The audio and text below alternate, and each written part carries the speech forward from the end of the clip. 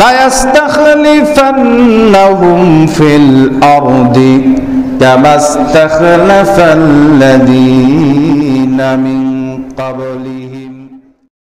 আসসালামু আলাইকুম ওয়া রাহমাতুল্লাহি ওয়া বারাকাতুহু।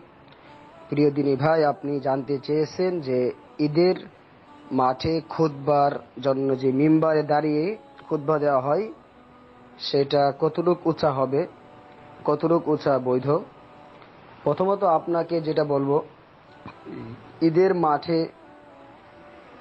মিম্বার নিয়ে যাওয়া, মিম্বার লাগবে কি লাগবে না এই নিয়ে উলামায়ে কেরামের মাঝে দুইটি মতানৈক্য রয়েছে। একটা হচ্ছে ঈদের মাঠে কোনো মিম্বার থাকবে না, ঈদের মাঠে কোনো মিম্বার থাকবে না, শুধুমাত্র মাটিতে দাঁড়িয়ে ইমাম খুতবা দিবে। তাদের দলিল হচ্ছে বুখারীর একটি হাদিস, আবু সাঈদ খুদরি রাদিয়াল্লাহু তাআলা আনহু থেকে বর্ণিত হাদিসটি লম্বা হাদিস। ওই হাদিসে বলা হয়েছে যে রাসূলের যুগে মিম্বার ছিল না। মারওয়ান নামক এক শাসক, মারওয়ান, সে এটা প্রথমে আবিষ্কার করেছে।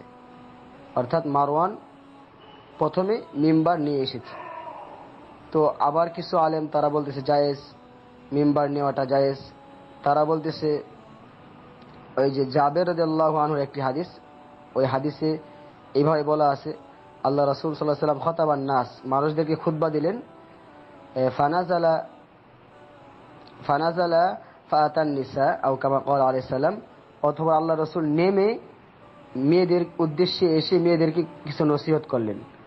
এই যে এই হাদিস থেকে অনেকে দলিল নিচ্ছেন যে আল্লাহ রাসূল মিম্বারে দাঁড়িয়ে খুতবা দিয়েছিলেন। তো মৌলিক বিষয়, এই উভয় ক্ষেত্রে সবচেয়ে গ্রহণযোগ্য মত যেটা আমরা মনে করি, ঈদের ময়দানে খুতবার জন্য মিম্বার প্রয়োজন নেই।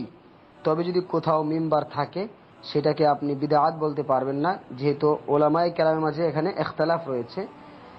তো মিম্বার থাকলে এটা কতটুকু উঁচু হবে, সাধারণত মিম্বার যতটুকু উঁচু হয় ততটুকু উঁচা করতে পারেন, প্রয়োজনে আপনি উঁচা একটু বেশি করতে পারেন। এই নিয়ে ইখতিলাফ করা যাবে না, কতটুকু উঁচা হবে কতটুকু নিচু হবে এই নিয়ে যারা বাড়াবাড়ি করে এদেরকে এড়িয়ে চলুন। সাধারণ বিষয় নিয়ে বাড়াবাড়ি করতে আমরা ইসলামকে অনেকটাই পিছনে ফেলে দিয়েছি। যতটুকু উঁচু করলে মানুষের প্রয়োজন হবে, মানুষের উদ্দেশ্যে কথাবার্তা বলে ভালো করে বোঝানো যাবে, ততটুকু আমরা করতে পারি। তবে সার্বিকভাবে আবার বলছি, মিম্বার না নেওয়াটাই বেশি নিরাপদ, মিম্বার ঈদগাহে মিম্বার না বানানোই বেশি নিরাপদ।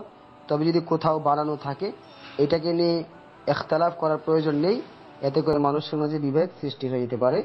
আল্লাহু আ'লাম, আল্লাহ রাব্বুল আলামিন ভালো জানেন।